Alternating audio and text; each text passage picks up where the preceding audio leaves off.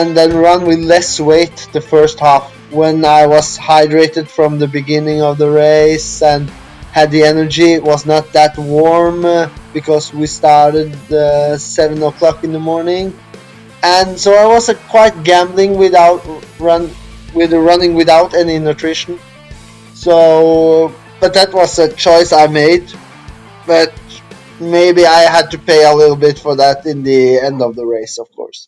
Hello and welcome to Wise Nutrition Podcast, the podcast that brings you conversations about nutritional health, mindset, and training topics. I'm your host, certified nutrition coach Daniel Weiss, and in today's episode of the podcast I'm speaking with Sebastian Conrad Håkansson, and we will be speaking about his experience during the last Ultra Beast in Krynica, in Poland, and he was lucky enough or prepared enough to capture the first place, and he's speaking about his experience, about his training, nutrition, what to improve, what he would advise people to do. We give some training examples, so yeah, there is definitely something to learn. I hope you will enjoy. If you like the podcast and you haven't done so already, please consider leaving a rating and a review online, and similarly, if you could share news about this podcast, I will be really glad and thankful. I mean, it would be great. And thank you for all of you who continue to do that.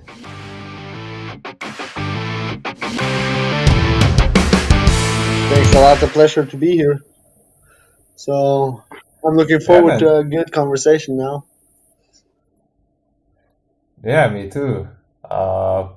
So what are your feelings actually from the last week Ultra Beast? Because you finished first, and I think you are the name that I have never heard before, so I was kind of surprised to see you there. Yeah.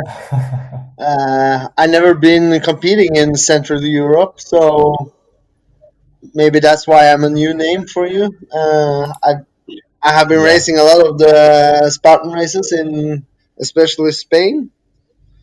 So yeah, I've seen that. Yeah, and I've done the European Championship the 2 last years, but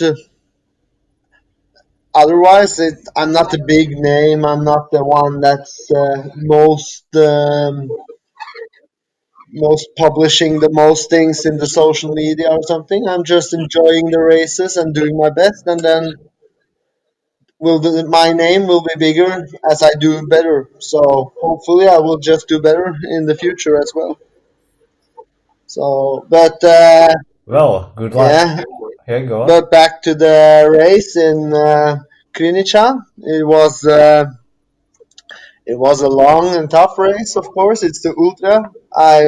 It was my second Ultra. I did the Andorra last year and finished the first there as well. But this was a bit different race, especially since the obstacles in the Central Europe are a bit different than the Western. So I got some challenges during the race. But actually, what are the differences in obstacles? No, you can say, for example, it's mostly the same obstacles, but quite a few differences in the way you have to do them. Like the spear throw, normally 7-8 meters, but here in Poland it was like 10 meters, so makes it a total different throw. And you have a slack line, for example, as well. That was a bit longer and more slack, but you could also get your foot on the line down on the beam. So if I had known that, it would actually be easier here, but I didn't know, so I missed. And you have the Hercules hoist. That's with climbing ropes here in Poland. Makes it a bit harder. And of course, the Olympus was twice as long here. And of course, you have the set wall. that with the the the grips were quite smaller here than normally. So normally you can just run through the set wall, while here you had to concentrate and focus really well to manage to be able to finish it. So that's quite some few differences, and then of course the route and everything is different from every place. And this was a beautiful course, but of course really tough, and especially the second part. So that's a few of the differences, but I really enjoyed the differences. Made it a bit harder, while Spartan races sometimes can be a bit easy. Yeah. So basically, what was hard about the second part or the second loop? The elevation.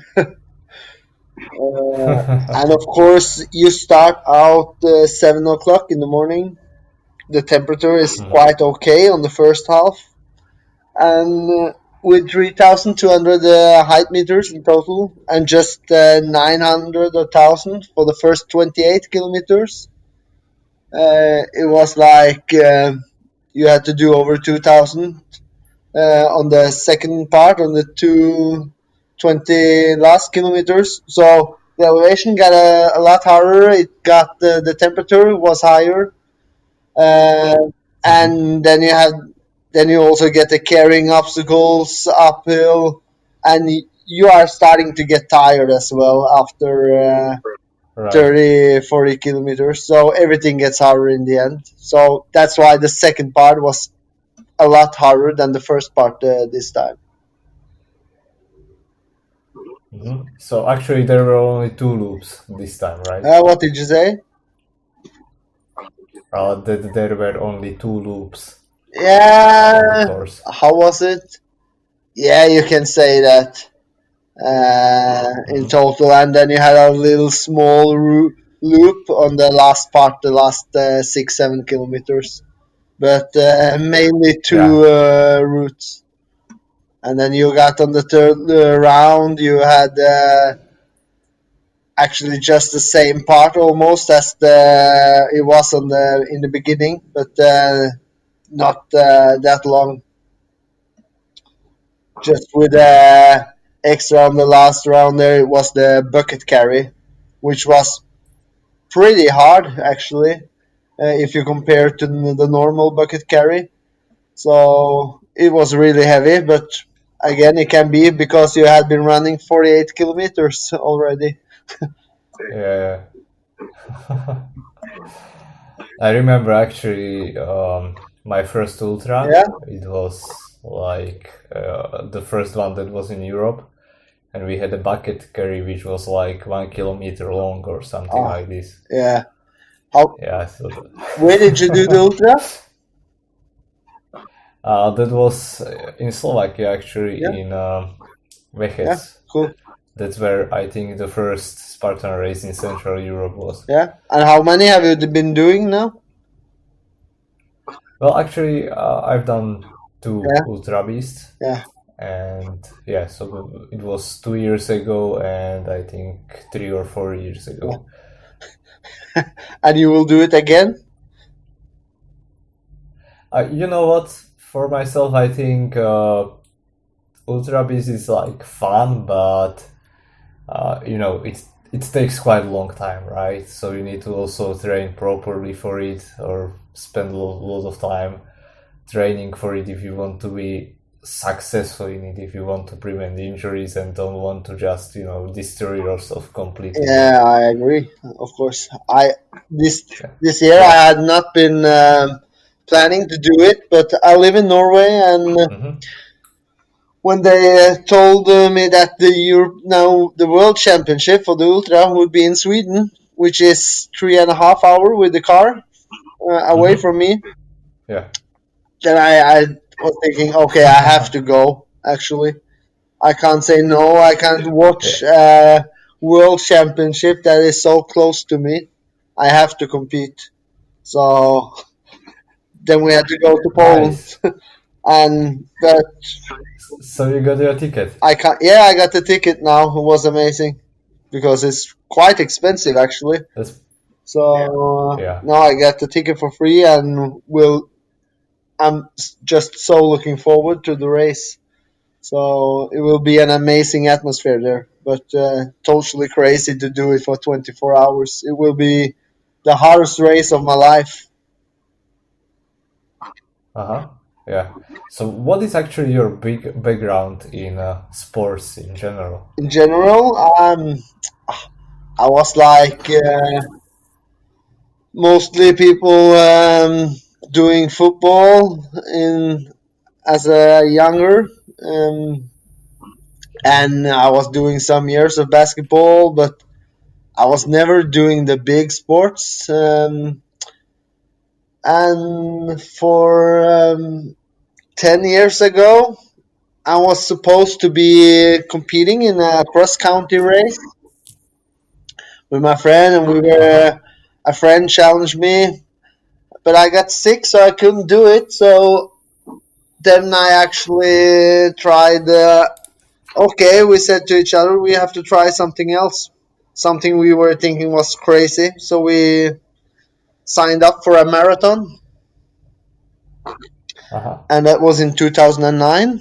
Uh, and I did quite well. I was young, I had not been training really serious for it, and I ran on 250 for the first time, and with no idea. That's very good Yeah, it time. was quite good that time with no training at all. So I started to do some more running, and then I signed up for an athletic club in Denmark when I was studying there.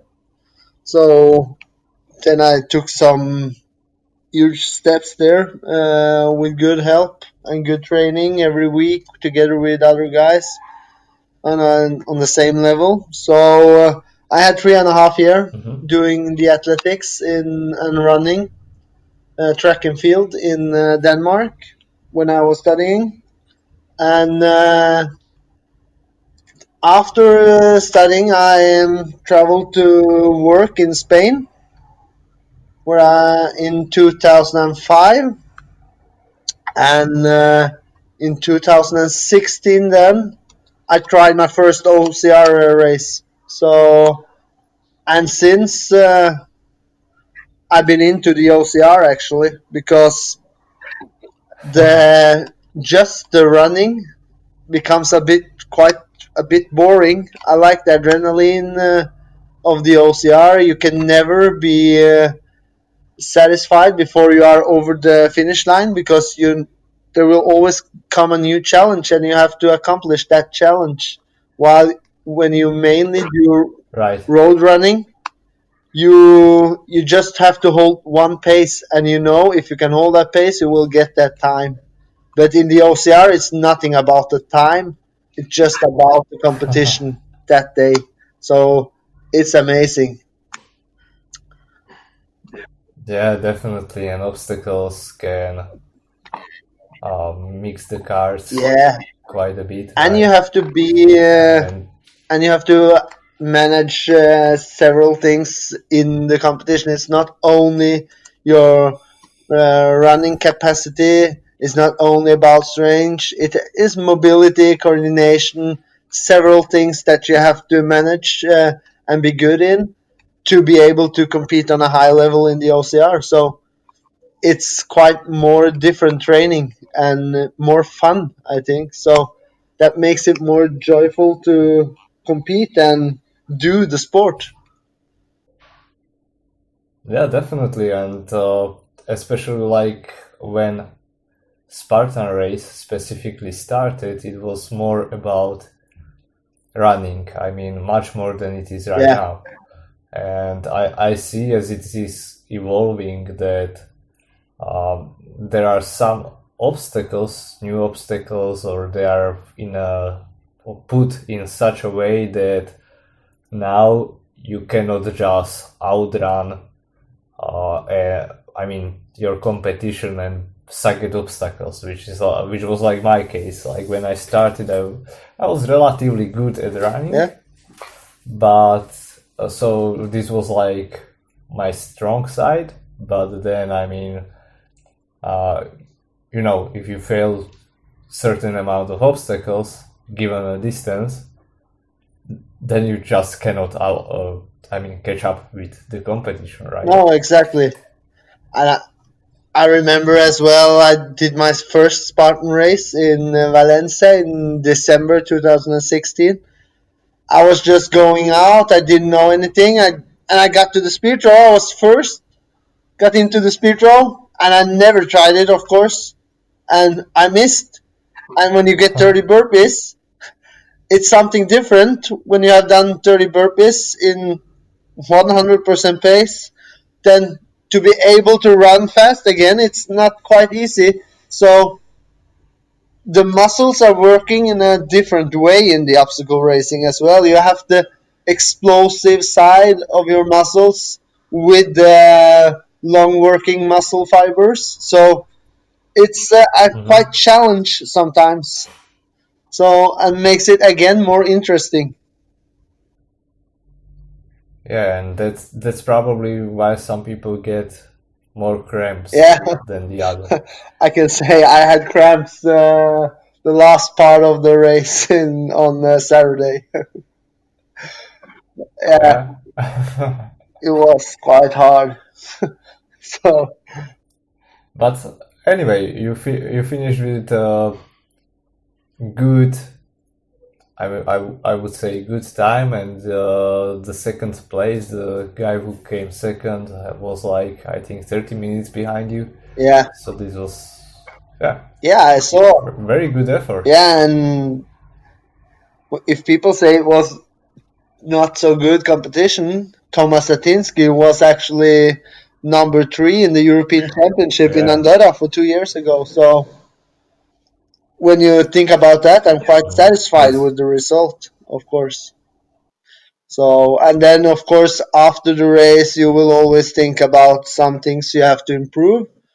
Like I got 150 burpees, and that's not good enough. So, but again, then you do a good race, but you have things to work on to improve. So that's a good feeling to have, actually. mhm. So, but it was a good race. I can't So complain about it. I'm really satisfied about it. that's good to hear. Yeah.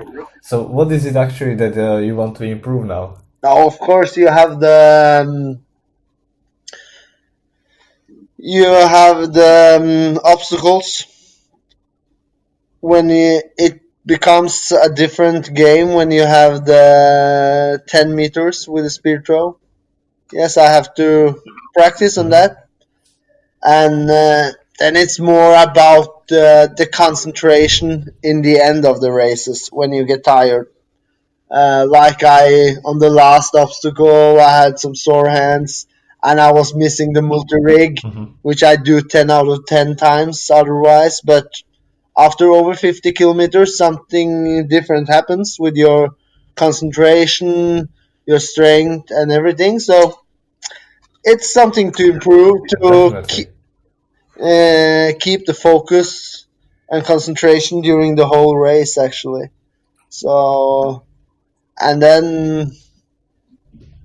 I don't like to get the cramps the last part, the last 10 kilometers, Mhm. and I think maybe I didn't get enough nutrition during the race. I think I missed a little bit there, but that was something I was gambling on from the beginning because I did not run with any nutrition or isotonic drink on the first part.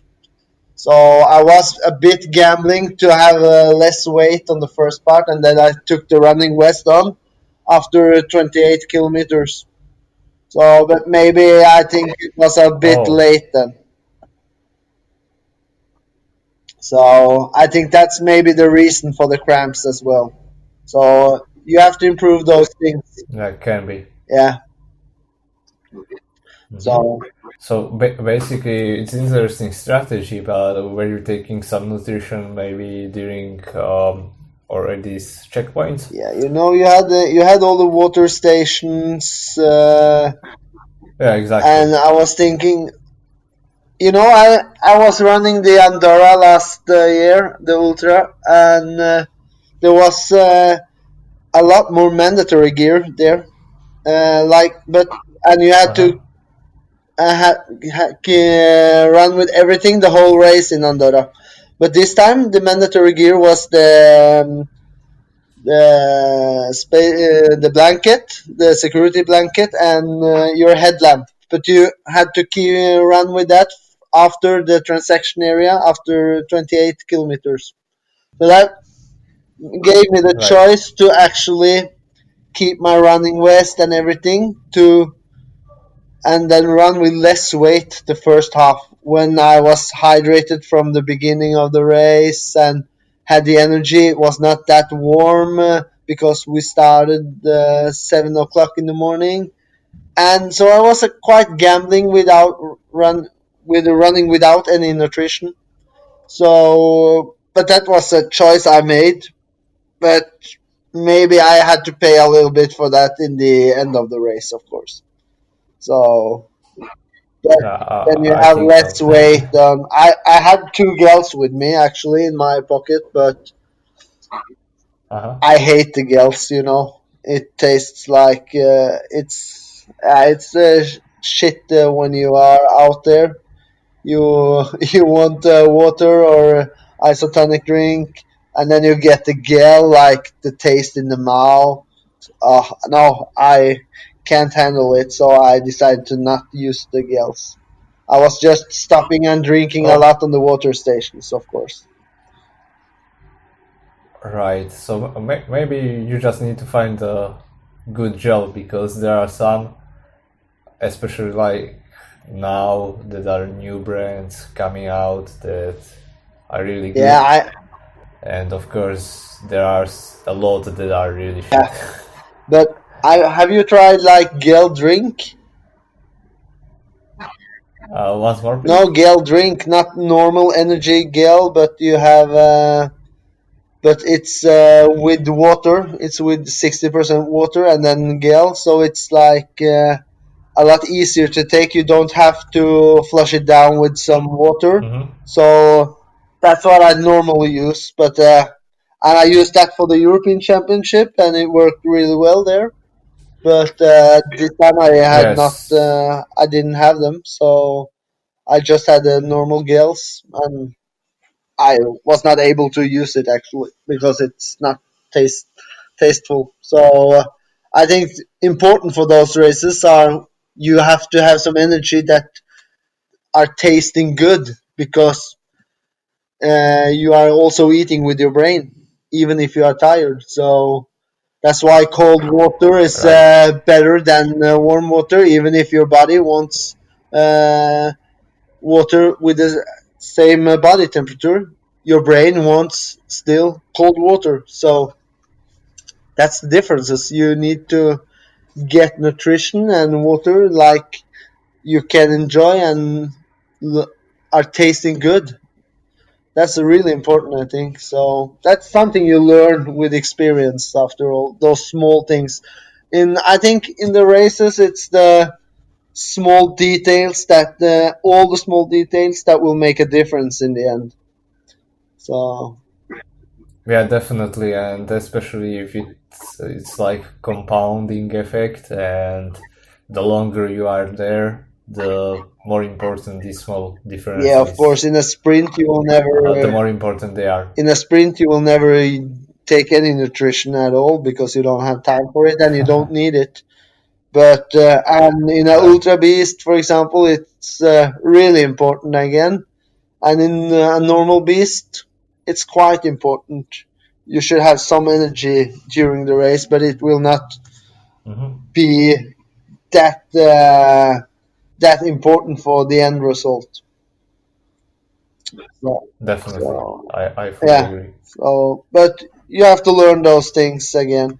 So and as long as I learned something from the race on Saturday, I'm I'm quite happy with that and the good result, of course. Hmm.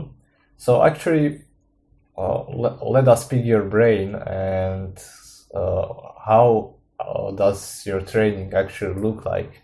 Oh yeah, like a normal week. Yeah.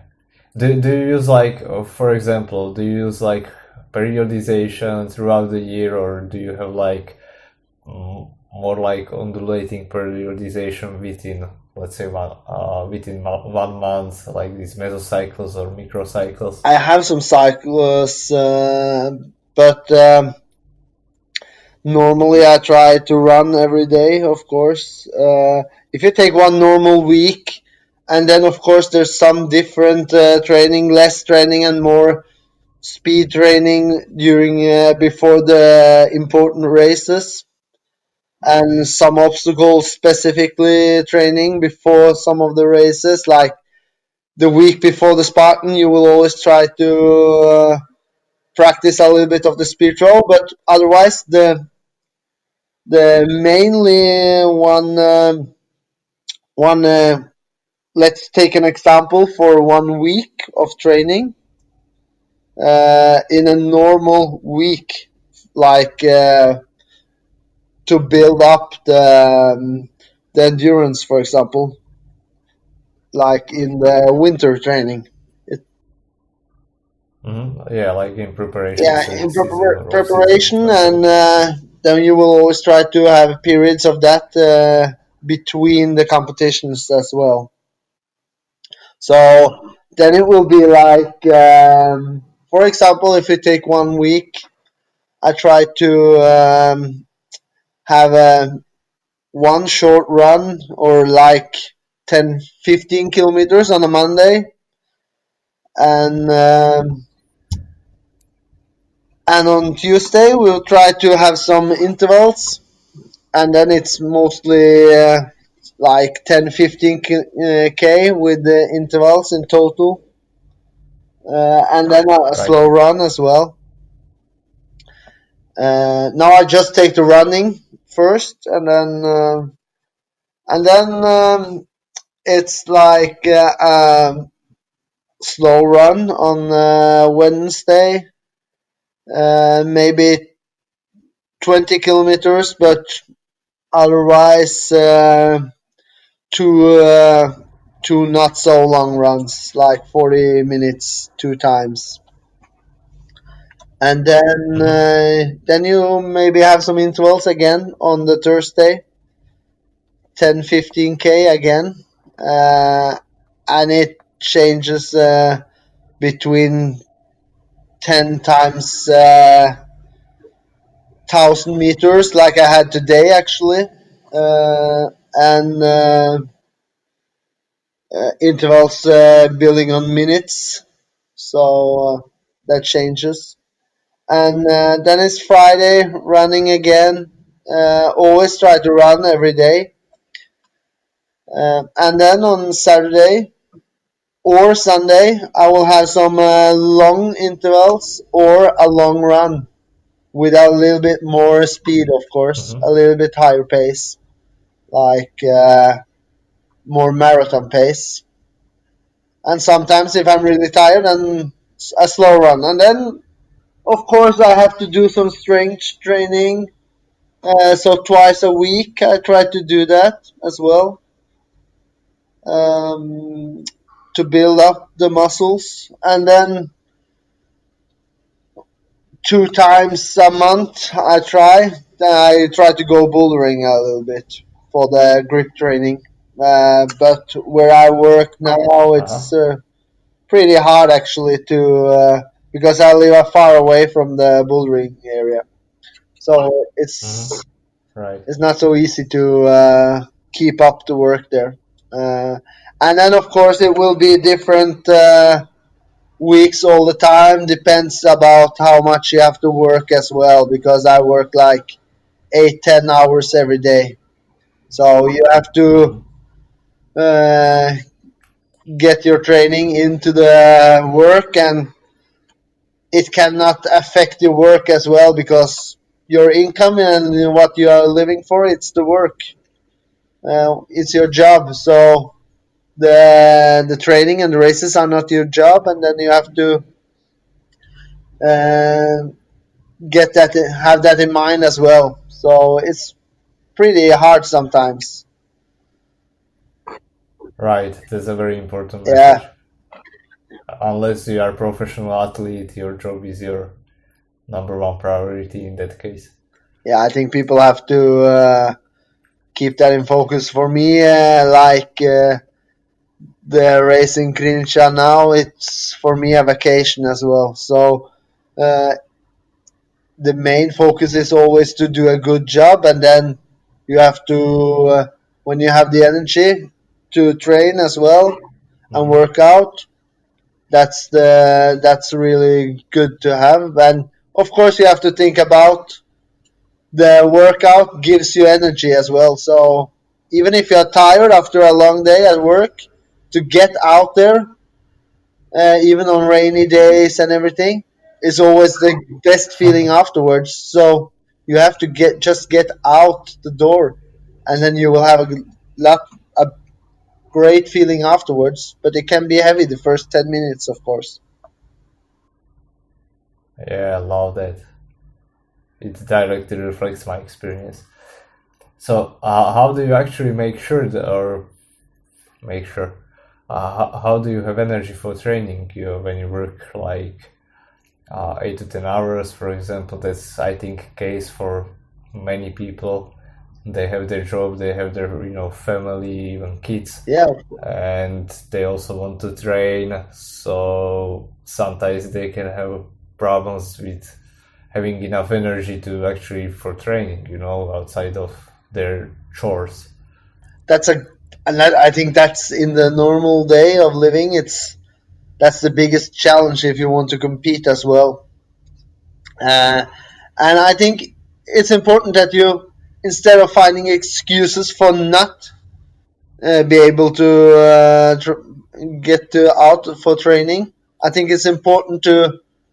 I try to get excuses to be able to go out to train. So that's a quite difference. It's really psychological as well. Uh-huh. Uh, and of course, you have to listen to your body sometimes and say, okay, today I'm really tired. I do a slow run. I just get out and do the first 10 minutes.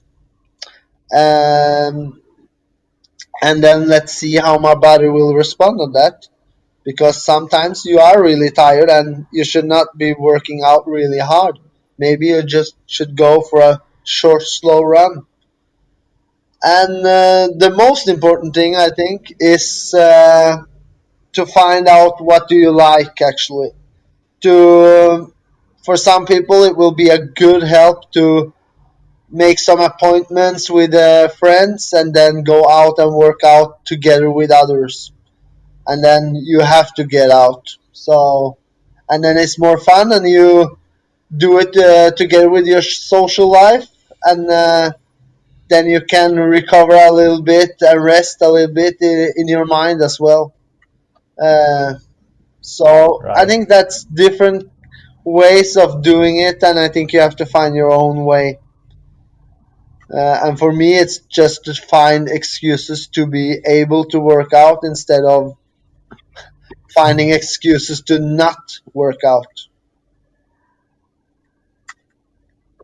Right. So I think also nutrition is pretty Yeah, important I've seen your page a little to bit. keep your energy levels and to recover. Huh?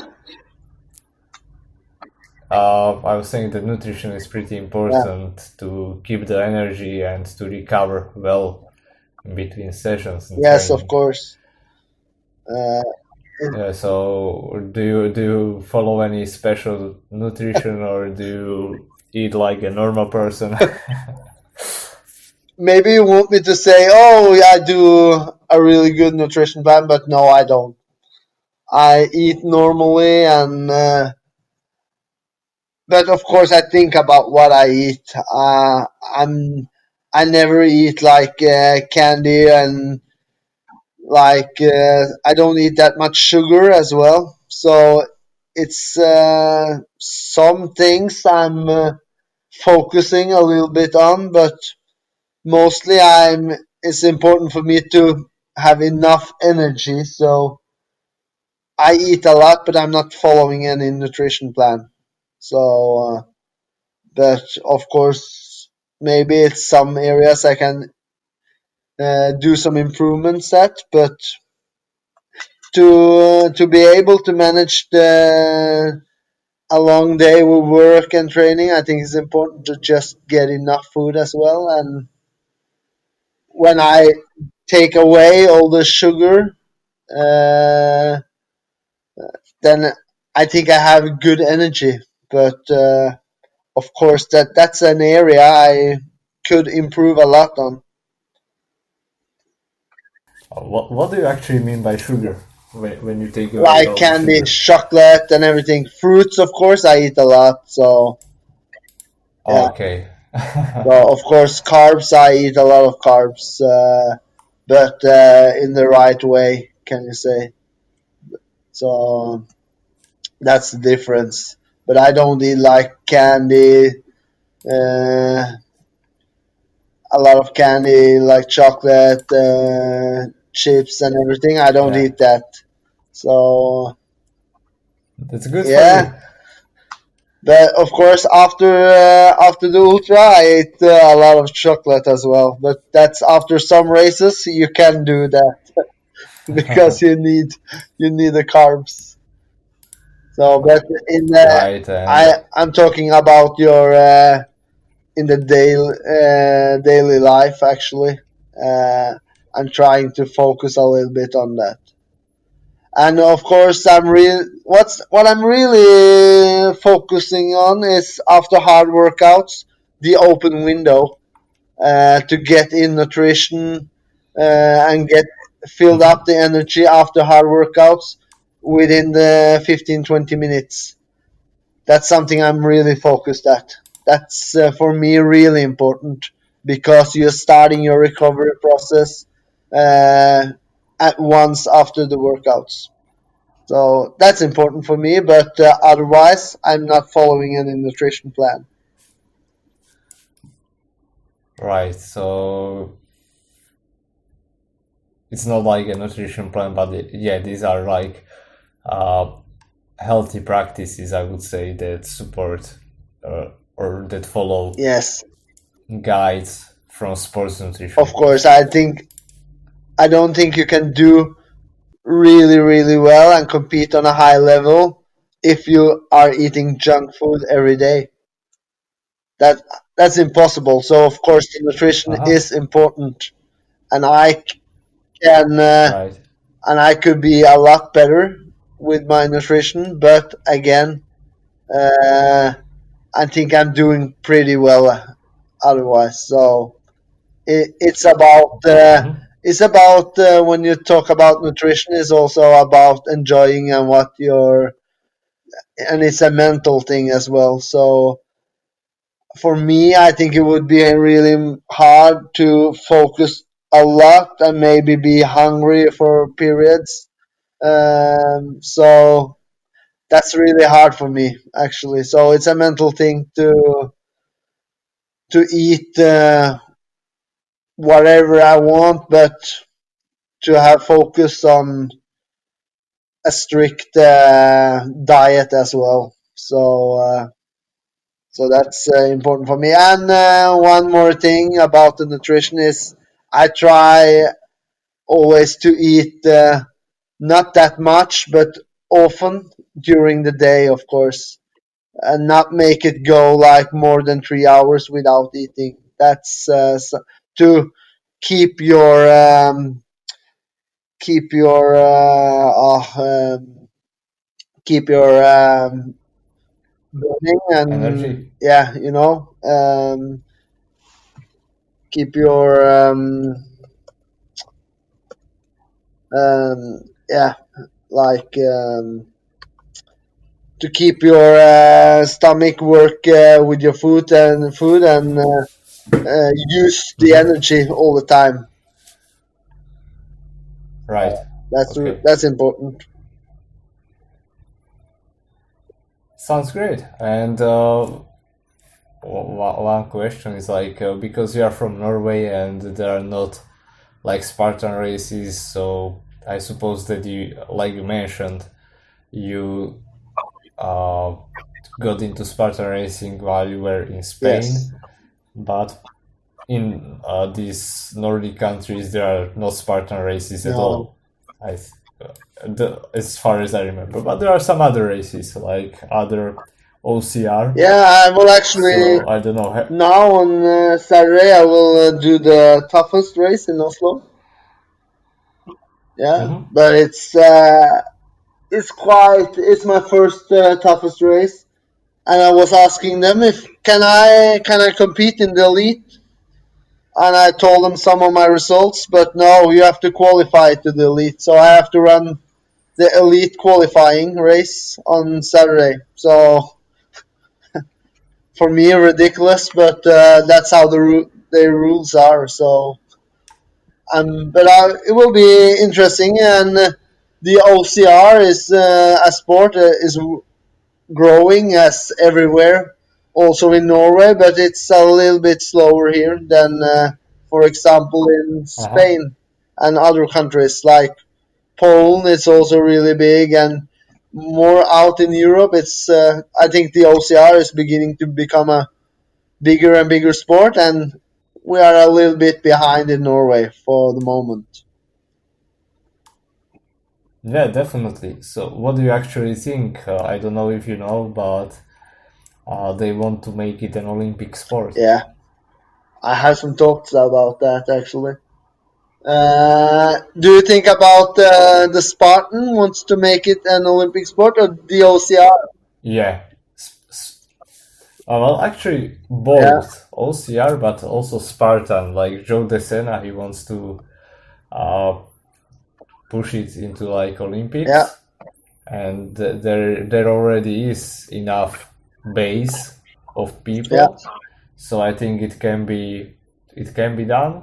There needs to be definitely some specifics handled and so on. I think for the first, I think Spartan has a long way to go for me, and this is like something I have been thinking a lot about is the doping program in the Spartan races. Mm-hmm. I have never been tested in any of the races, and I think they have to get on a program. They are making so many championships now. They want to do it an Olympic thing. They need to get an anti-doping program into it. For me, Yeah, yeah, definitely. That's actually, well, actually, it's one of those things. yeah, and I think that's really important to get in. And they will never be able to get the Olympics before they have a good anti-doping program into the sport. So, and I know the OCR World Championship they are testing like I was reading Ryan Woods, for example, was testing positive on the in the World Championship of OCR in 2017, and Yes, I remember. Spartan was letting him compete like nothing was had happened. So I think Spartan has a long way to go because they need to take this serious. Actually, I love this. I love Mm-hmm. the Spartan races for more than anything, but think they have to take the anti-doping program serious to be able to get it to become an Olympic sport.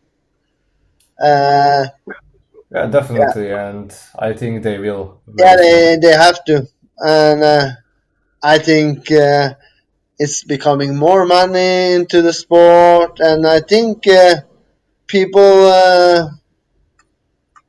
Yeah, I will think that people will take the sport more seriously if you get a good anti-doping program into the sport. But Mm-hmm.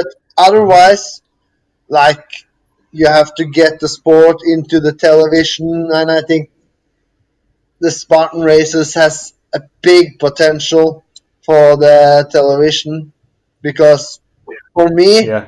if you can show people running or cycling for many hours without it happening anything like the Tour de France. People are watching it for 4, 5, 6, 7 hours a day, and it's not happening anything before the last part. While you have a race in the Spartan, it's always happening something all the time.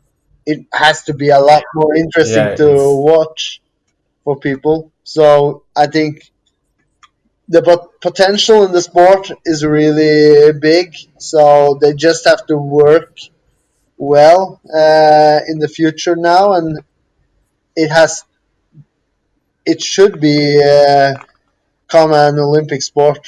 But how many years it will take, I don't know. But I'm sure it will be one day. mhm. Yeah, I don't know if you noticed, but in the Yeah, US they do these live streams from the races. They are already on CBS, yeah, and so they are getting a very good yeah, coverage, I would say.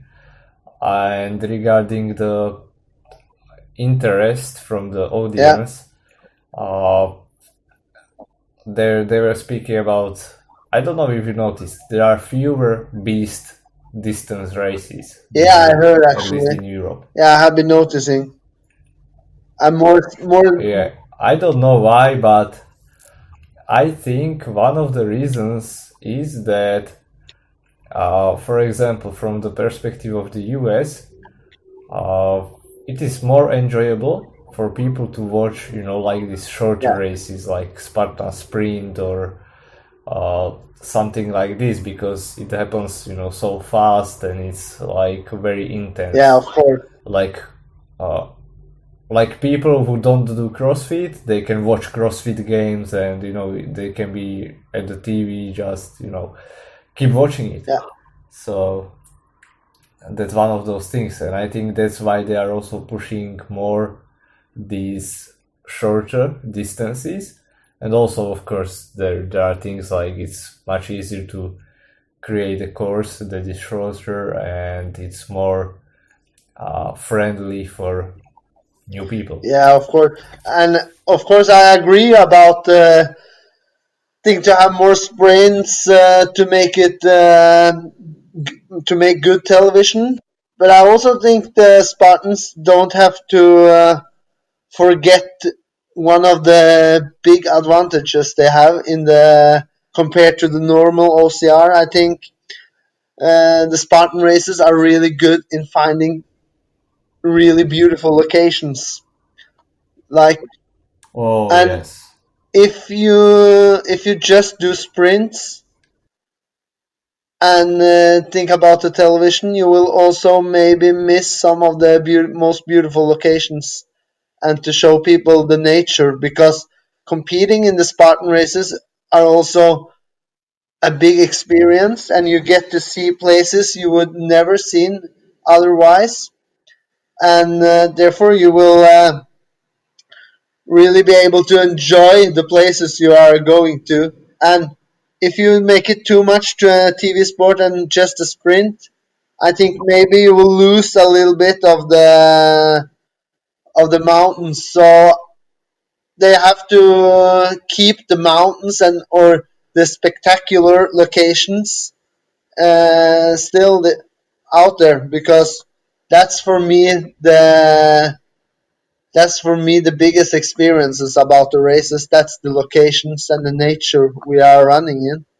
into. So that's quite difficult, all those things. But I, of course, I agree about the sprint. The shorter distances, it's more fun to watch on television. I don't think it's fun to watch a guy run for 10 minutes and then do one obstacle and then run for 10 more minutes. I think it's fun to watch the obstacles, like the Ninja Warrior is fun, and then watch the Spartan Yeah. races with a lot of obstacles, and then always the you are nervous. Will he miss or will he not? Will he get burpees? And you can't do any mistakes in the Spartan races, and you will always have that intensity. So I think for television, it's a great sport. Yeah, I agree. So thank you, Sebastian, for your time. I really Yeah, no appreciate it. problem. Was a pleasure. Yes, and one Yeah, more question, like what's coming up for you besides the ultra distance now? Are you considering some specific preparation for the 24-hour yes. race? In uh, in 3 weeks, I will do a race in Oslo. I've done it before. I will do like it's called the Oslo Triple. It's a marathon. It's a half marathon and a 10 kilometers in the same day.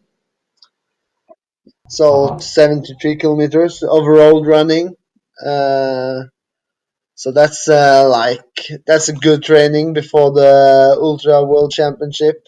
And I'm looking at accommodation for the Spartan Trifecta World Championship as well this year. I want to compete there, so I'm uh, I'm planning to do that as well, and that's the weekend before the Ultra. So again, it's because of the Ooh. yeah, it's really crazy.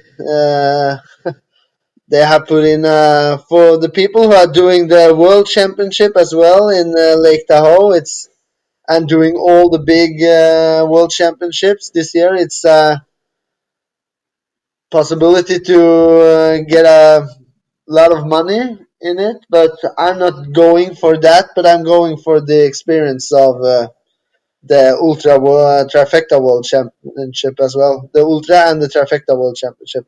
But of course, it's brutally for in 1 week.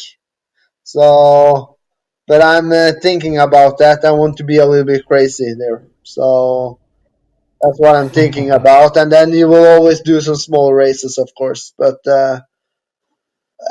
nothing more specifically. So, and I will just do a lot of mountain training.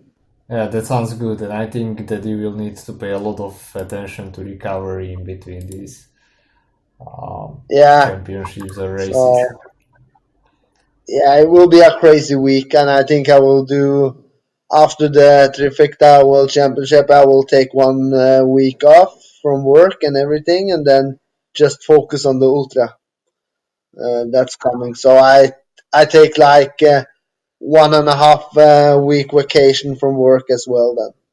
So to be able to do it. So I try for 2 weeks to be a full time athlete. So it will be really interesting and I will learn a lot about my body and my mind. So Definitely. I think it's a game changer.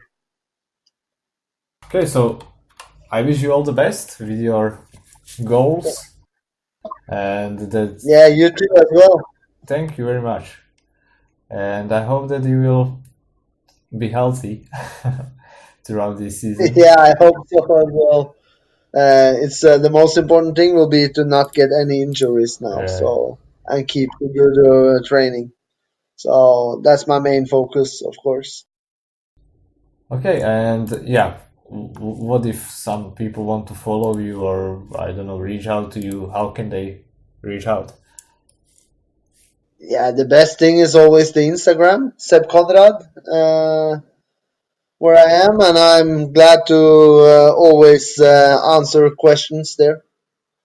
It's no problem for me. It's just a pleasure to be able to answer some questions there as well. So that's the easiest thing because that's where I'm mostly active. I'm not having any Facebook page or anything like that. It's mostly Instagram. Oh, awesome. Okay, Yeah, so Sebastian, thank you once again. Thank you very much for your time and your experience that you shared. And well, hope to see no you problem. in It was some a next pleasure. race. Yeah, I hope to see you as well.